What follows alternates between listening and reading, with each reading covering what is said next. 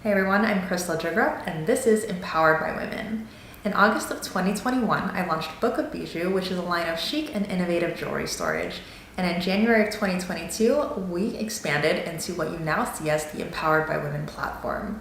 I really wanted to create a centralized space where we can really put emphasis on our mission of women empowerment and community over competition. It really truly does fill my cup to be surrounded by so many of you inspiring women, and the energy that you bring to me and our platform on a daily basis is unmatched. You really all do fuel me with so much motivation to continue doing what I'm doing, and for that, I thank you. Before we jump into the episode, please be sure to follow or subscribe to us wherever you are listening, whether you're watching on YouTube or you're listening on your favorite podcast platform. And also don't forget to share your favorite episodes with your fellow female founders so that we can continue growing our platform and furthering our mission. All right, let's go ahead and jump into this next interview with another incredible woman in entrepreneurship that I know you guys are going to absolutely love. Today, we have the incredible Cara Houser. She is an author, a career strategist, an empowerment coach, and she works to help high-impact leaders really step into their power and ditch the things that are weighing them down so that they can build these lives and careers that light them up. I love that so much. Cara, thank you so much for joining us today. Thank you so much, Crystal. It is such a pleasure to be here. Well, let's go ahead and just dive into it. So I like to just hand the mic off to you so you can really dive into what your story is. I think you can tell it better than anyone. So give us a little insight into your background and where that's led you today. And what are you doing today with all this work that you're doing with these high impact leaders? Sure, thank you. So I was born and raised in the San Francisco Bay Area, and I'm still there. We've done a lot of traveling as a family, but we haven't found a better place to live, so that's where we are. Um, I spent my first 20 years of my career in real estate development, actually. And the way I describe it is I learned how to survive and ultimately thrive in that very sort of meat grinder type of business. It's a very always on, 24/7 field, like a lot of fields, frankly. It's very common in American culture, American work culture for that to be the case. But it was sort of this peculiar badge of honor for people to have to be so busy as to have really nothing else, no other interests or really commitments that they were really spending time on in their lives. And um, being in that and raising a family in it for 15 years, I got super burned out and ended up having to take a break for the sake of my own mental and physical health and to heal myself and recover and kind of get back in touch with what I wanted, who I really was at the core, get my relationships really kind of at a more engaged and meaningful and deeply connected level, and figure out what I wanted to do next. So that was 15 years in. I did that for almost 2 years. And then it took me about that long to kind of experiment with all the different things and ways that people can do and kind of what the process is for coming back from deep burnout. Along the way, we did a lot of fun stuff too. We actually took our kids out of school for a little while, traveled around. So I had a lot of really cool opportunities as well. And then towards the end of that period, I opened my own consultancy in real estate development. Was a housing developer. And so I did that for 5 years, and I loved it so much more. I got all the autonomy and purpose, and frankly made more money than I was doing before in less time. And I was like, oh, well, this is fabulous. This is suiting my life as a mom and as a person who has other interests and things that I like to do. And by that point, I'd established all of my self-care sort of passion stuff, and I wasn't willing to let that all go again. So I made sure that I kept the time for it. Um, and then a couple of years ago, so after 20 years in real estate, I left that completely. I transitioned away, and now I'm doing what you described. So I'm a career strategist and empowerment coach and an author. I published a book a few months ago called Burned Out to Lit Up, Ditch the Grind and Reclaim Your Life. And as you might guess, the idea for the book came from my own wonderful experiences with burnout and lessons learned the hard way and work that I now do with clients. Essentially, I was able to distill my process into a course is how I first did it. And then once I had it kind of in my mind pretty well structured. I thought, well, shoot, this canon should be a book. It would be very accessible to people, I think, and accessible to more people that way. So I did that. And the next step is to do kind of a middle ground where I was doing like a kind of a Zoom cohort based course. And so now I'm making an online self-paced course, which will be more affordable, but more hands-on than the book, but more affordable than the other one. It's kind of a middle ground to reach folks who have that amount of time and investment to do. So much to learn from your journey. I mean, that's a lot of experience to go through, right? And a lot of transitioning. I am Mm. curious. So you said you did the consulting for real estate develop, was it real estate Mhm. development? Yes. And you did that for about 5 years. Yep. Did you ever find yourself getting to that point, like later on in the 5 years, where you're like, okay, I feel like I'm kind of repeating that same pattern of like, I'm feeling very burnt out again, and I think I need something new? Or is there another reason why you decided to leave real estate completely? It's a good question. Even once we journey through burnout and get ourselves to a healed and recovered place, we're not like done. It's like maintenance on a car. You're not just like, haha, I have never have to take care of myself again, right? We have to actually continue regularly Yeah. between now and the day we die to do all the things that we know nourish us and keep us healthy and well in all the ways, inside and out. And so, yes, there were points in time where I think I got let my plate get a little too full. But for the most part, I actually had myself so cemented in on what was most important to me and keeping that stuff high on my to-do list. And I got also pretty savvy at protecting the time in a way that I could also take good care of my clients. And one way I did that was by limiting the amount of work that I took on. So I just, I wouldn't essentially, and I would tell my clients sometimes, it was going well, and they'd say, "Hey, do you want to take on another project with us?" And I would say, "Well, no, actually, because it would it would take away from my ability to take such incredibly good and focused care of you that I'm doing now. I don't want to get spread so thin that everyone suffers, that Yeah. your projects suffer, and that, of course, I'm saying to myself, so that I'll suffer, because the world isn't doing any good when I'm just sort of a dried up mess, right?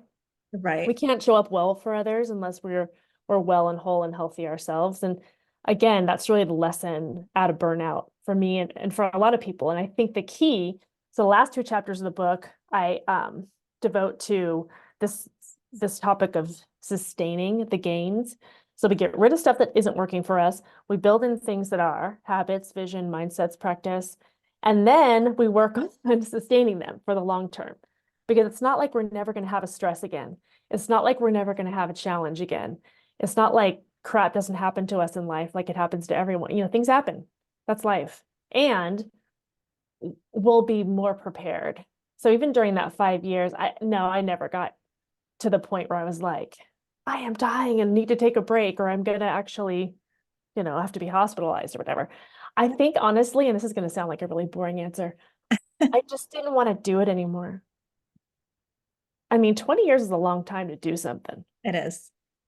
And I think that's so powerful that you are able to acknowledge that and move forward in another direction, because I was just on a call with another woman this morning, and we were kind of talking about just this, where people are afraid to make that pivot, especially after all that time that's been invested, right? Like, Mm-hmm. I've come so far, I've put 20 years of my life. Is it just all going to waste? But you really need to have that forward thinking mindset where it's, what do you want your life to continue looking like? Don't just settle because of the time Mm-hmm. invested. It's okay for you to change directions because you as a person are evolving, right? And your Mm-hmm. interests, things that fulfill you, all of those things are changing. And it's important to, as you stated, really be mindful of maintaining that self-love and Yeah. balance and finding that in your life. So I'm curious what kind of like day to day or week to week routine you have to make sure that you are incorporating those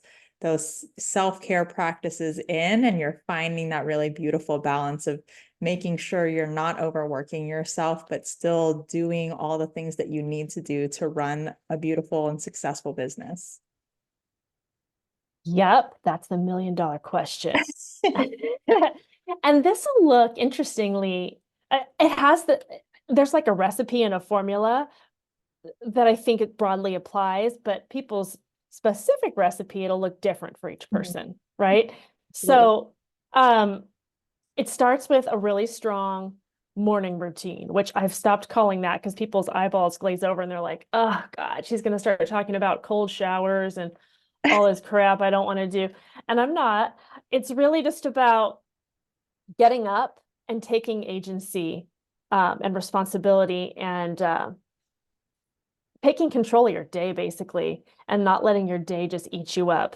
Because what I used to do, and what a lot of my clients do, is something along the lines of wake up, dread all this different stuff that you have to do that you don't want to do. Think about the fact that your dishwasher's broken. Why is there a leak in the roof? What's wrong with your in-laws? Your kid's sick? Maybe you have to go, like all the things, right? And then you pick up your phone and you say, oh my God, there's so many emails already. And what is happening in the world? The world is a horrible place. You do all that stuff. And then you are, when we do that, we are not entering the world from a place of um, writing our own story. We are entering the world in a very reactive place and frankly a pretty negative place because those are not really very positive inputs to our lives. And I'm not saying that we should pretend like we don't have things to deal with. We just kind of do things first. So what I do is I wake up, I just remember to consciously take some deep breaths before I go racing into my day. I think about some things that I appreciate. And then I have kind of a series of stuff that I do. Now, most days my husband brings me coffee in bed, and that's like the best. And if we can do that, then yay. And otherwise, I have kids still. They're in high school, but I still help get them ready for school and kind of do, different parents have to do their parent thing. Then I go for a run most days, and then I'll do some form of like a mindfulness thing, or journaling, one or the other, or prayer, something like reflective. Mhm. Um, and then after all that stuff is done, then I'll go on my social media and do whatever I need to do because that's fun, but I just don't want that to dictate my mood or my approach to the day or anything else. I want to be the one deciding how this day is going to go to the best that I can. Can't control everything. We can just control how we show up and our attitude. So that's a huge piece of it. And then just remembering whenever I put stuff on my calendar that I'm going to do, like I'm going to go take a exercise lesson or a music lesson. I'm going to play guitar with my band. I'm going to do different stuff. I do not let that get overridden by a bunch of like allegedly urgent other stuff, which is demands from the outside world, which is something I did used to do. And a lot of people do. So like we think, oh, that can wait. And then it happens 100 times and then 1,000 times. And then we don't have anything on our schedules anymore that lights us up, that actually serves us or feeds us mentally, emotionally, physically, or whatever. And then we wonder why we're exhausted and we don't have any inner spark anymore. Okay, I know you're all well invested into this episode so far, but I wanted to just take a quick moment to tell you all about Cast Magic because this tool has been a lifesaver for me and the Empowered by Women podcast. And we don't like to gatekeep around here, okay? So if you also have a podcast, a YouTube channel, or really produce any kind of long form content, you really need to introduce Cast Magic into your life if you haven't already. It used to take me forever to find specific clips, create captions and titles and descriptions, and all the things that come with running a podcast, but Cast Magic has made that 10 times easier for me. And as a mom with a very busy schedule, I am all about simplifying and streamlining my to-do list. So seriously, save yourself some time and even multiply your usable content and download it ASAP. The link will be included in the show notes, but let's go ahead and get back to this awesome interview. Yeah, you just answered my question because I was going to ask you about like what your best practices are for really making it a sustainable practice, right? Because that was something that you touched on. Like you can tell me all day, like go for a run, write in your journal, wake up early Mm-hmm. and just reflect. But if that's not who I am, or I'm not used to doing that. It takes however many days to build a habit, right? So Yes. So I talk about that a lot, actually, at least 30. So I tell folks, by the way, they don't have to do exactly what I do. They should do whatever the hell they want to do. These are grown people. And I have clients who are like, Cara, I am not a morning person. So they do it at night. They wake up and they breathe and they do whatever, but their exercise happens in the evening and their whatever, theirs is mostly happening later in the day because that's just how their their brain is. They're night owls, groovy. I mean, what you should really do, which is why I said it's flexible, is find out what are your ingredients of well-being. And they could be some of the stuff I talked about. They could be some different stuff. What are they for you? And you may have to experiment if you're out of practice with doing stuff for yourself and feeling cool about that. Um, but once you find them, put them in a spot on your schedule and do them every freaking day for a month. Like literally write down the list and put it by your bed so that when you wake up, you're not like, ah, because what happens is if we get burned out, our brains are too tired. We're too exhausted to make decisions and to force ourselves to make changes. And the least energy thing to do is status quo, right? But if status quo is not working, the best way to support ourselves is to get it all written down. And then after 1 week, you'll be like, okay, this isn't quite so horrible every day to do.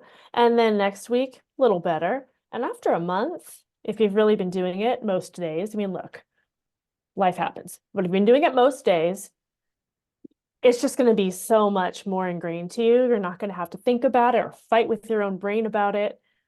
You're just going to be doing it. And you'll find yourself feeling about a zillion times better because you're actually doing stuff that feeds you. yeah, I love the way you put it, ingredients for well-being. I haven't heard anyone say it like that, but I really love that. And you are so right that everyone is going to have something different that really lights them up, that gets their day going or ends it on a really positive note. Just as you alluded to, some people can't do the whole morning routine.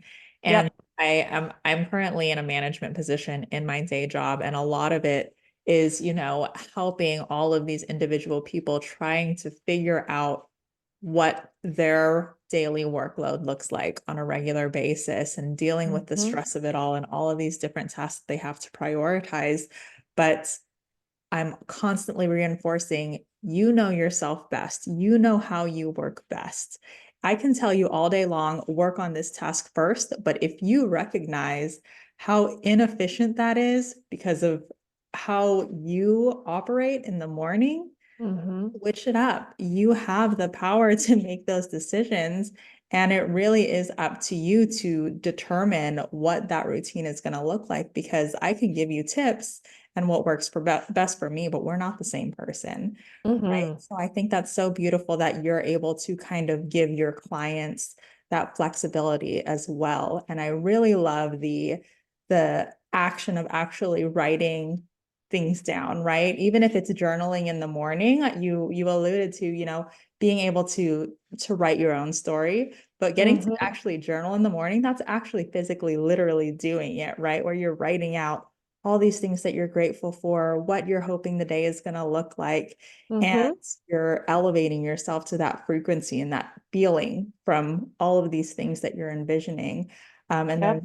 the same thing with those tasks, just writing it down, making it something that's really tangible to hold you accountable. Such a great tip. Mm-hmm.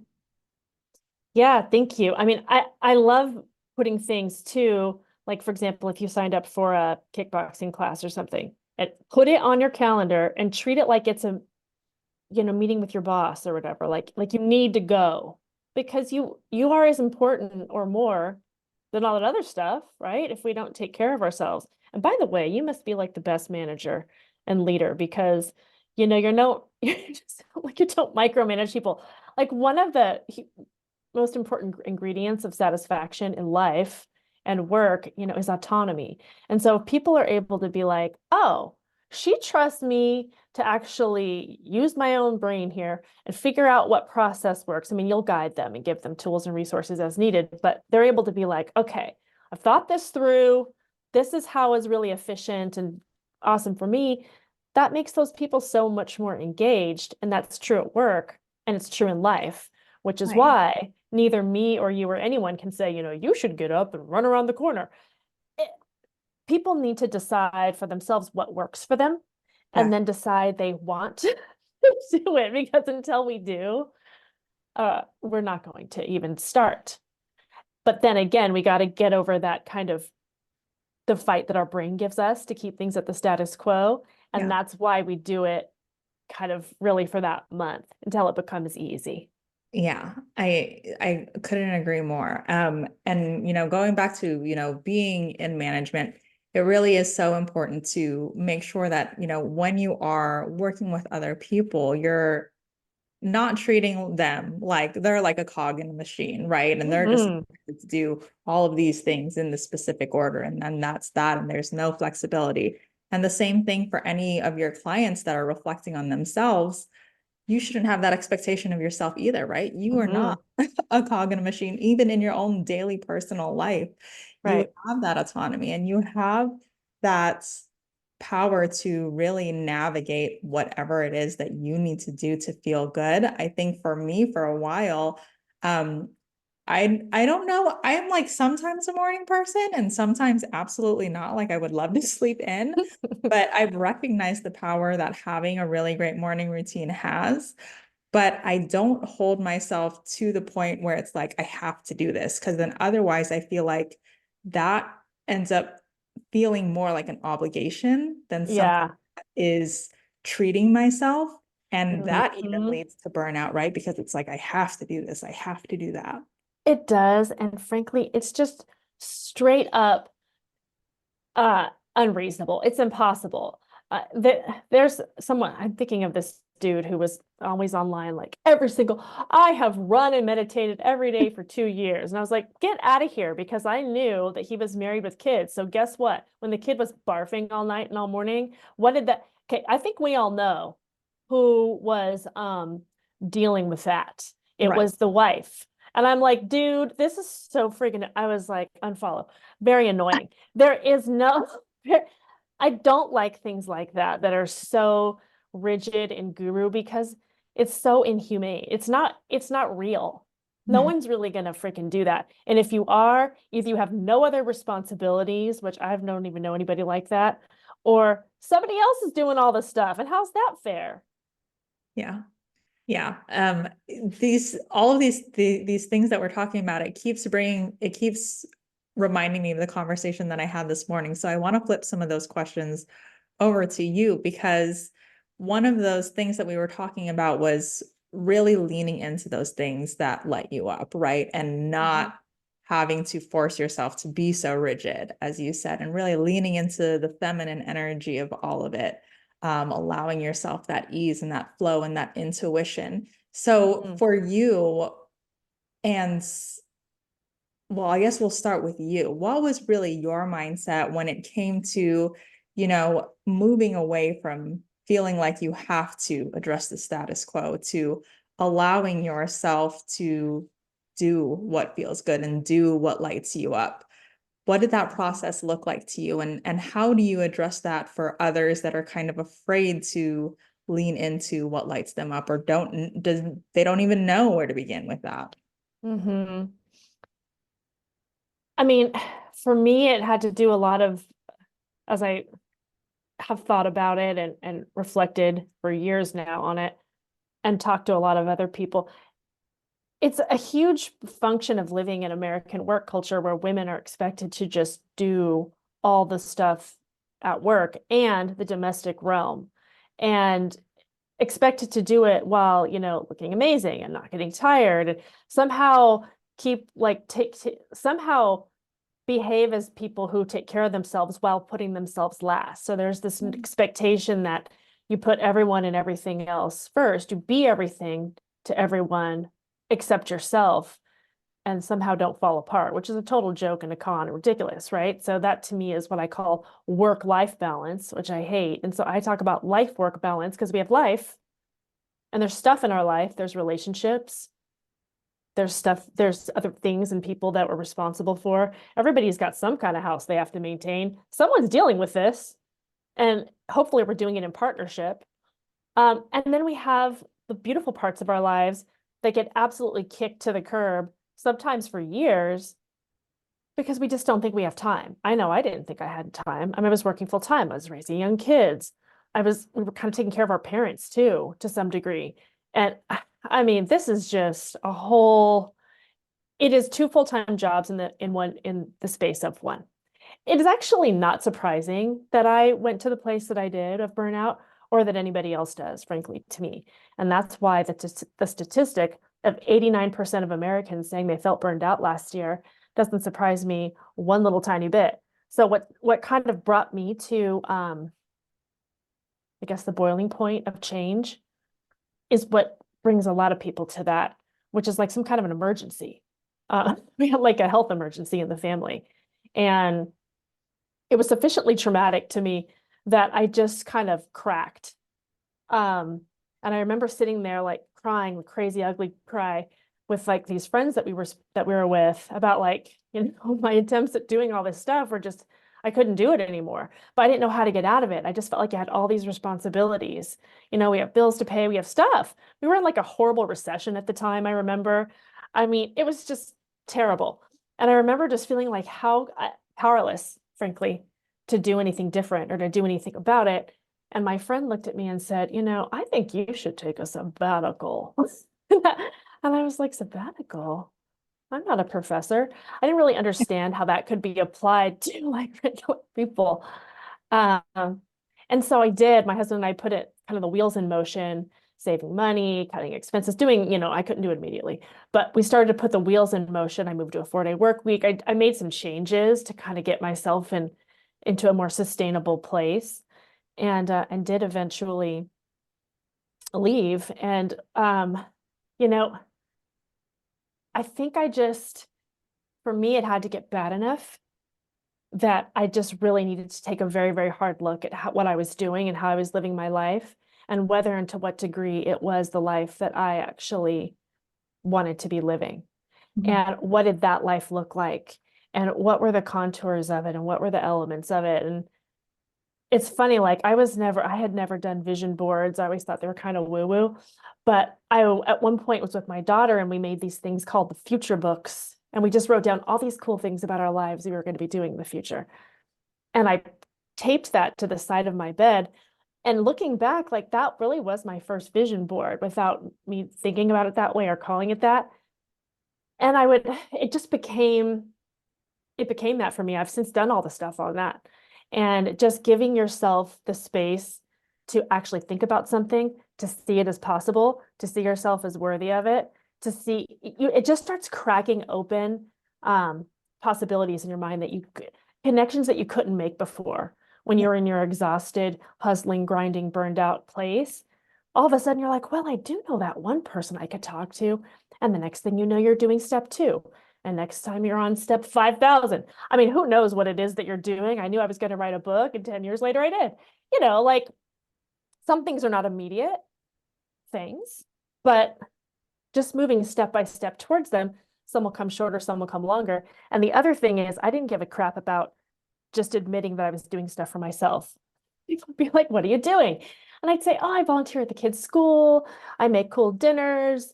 I do all this stuff. And I'm learning guitar and I'm doing this. And people were kind of cool with the first things. And some people were cool with the second things. And some were less cool. They were like, oh, well, you must have a lot of time and money. And I was like, well, that is shady.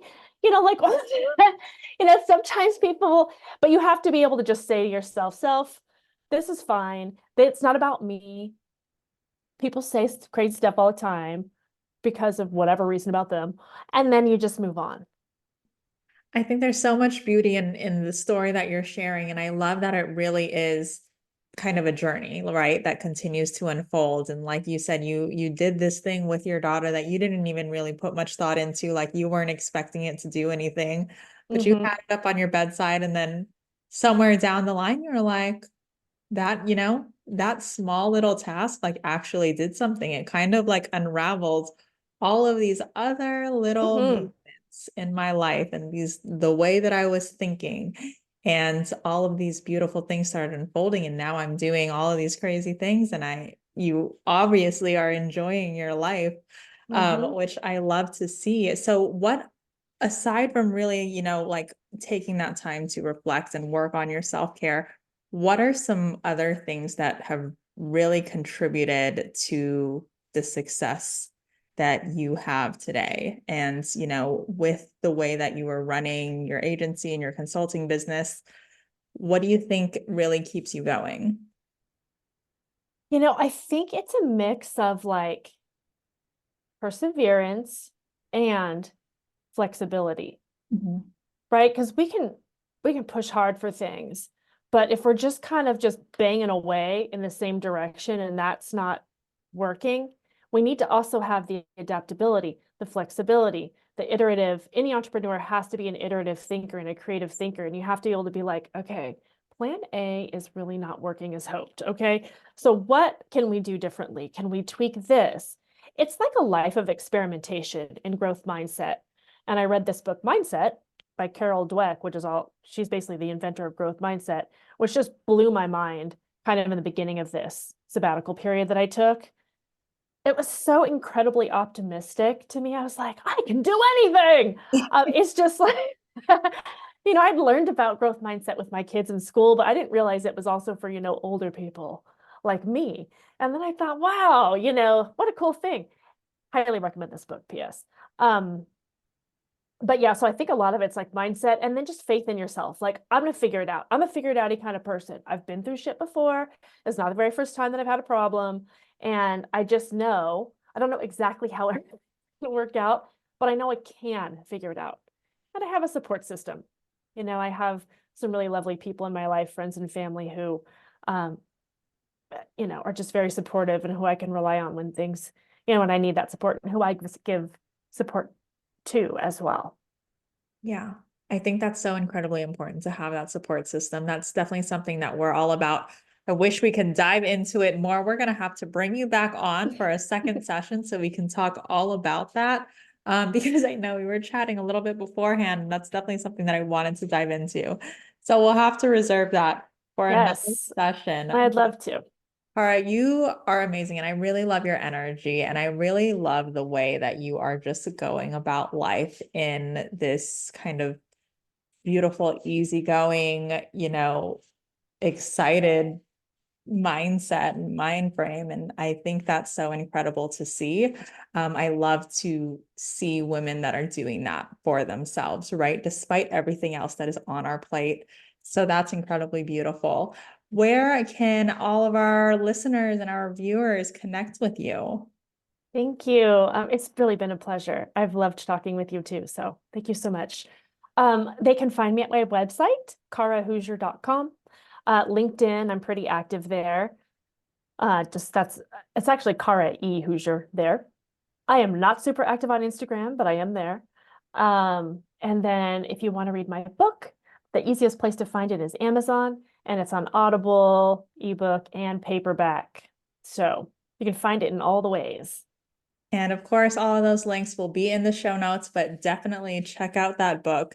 That is absolutely something that everyone listening in on should be working on to really get out of that burnt out mindset, that cog on the wheel lifestyle, and really live a life that lights you up, just as Cara has done for herself and continues to do.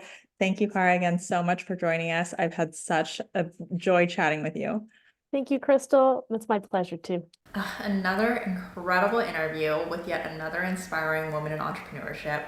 I hope you guys loved that episode just as much as I did. But before we leave off, if you yourself are also a woman entrepreneur, I would love for you to consider joining our Empowered by Women directory. We're looking for women-owned product and service-based businesses in the US to help us build the go-to place for our communities to find local women to shop with and connect with, and we'd love for you to be a part of it. All of the details can be found on www.empoweredbywomen.com/apply-directory. Of course, that's going to be linked in the show notes below, and you're also welcome to reach out to me anytime if you have any questions. But other than that, thank you again so much for joining us, and I will see you in the next episode.